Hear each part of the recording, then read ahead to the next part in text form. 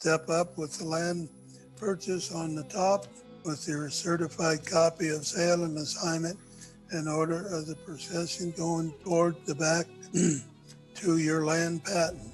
In other words, if you look on page 122, my name is the last one. But as you're doing the finding, if you're doing your research, then in essence, you start with you because you need to find out who sold it to you.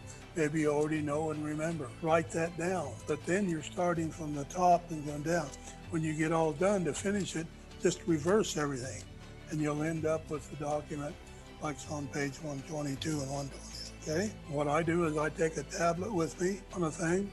I already have my patent with me and I have my warranty deed. In my case, it was a quitclaim deed, but they still act as the same capacity. Then who sold it to me? So I went to that record and I wrote the name down and the date. Then who sold it to that person? So you need to go from you back to the patent. Do not try to come from the patent to you. That's only done in the final document of page 122 and 123. And every property sold out there has a patent on it, right? Exactly, because you don't know what that grantee did, whether he split it, whether it's the same piece of property.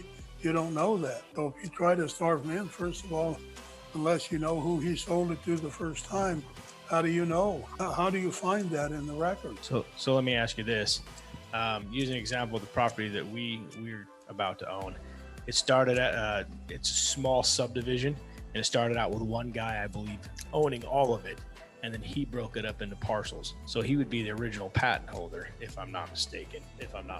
Yeah. And then it would break up into those parcels. So I need to find out who he sold that parcel to and then go from there, right? Right. Okay.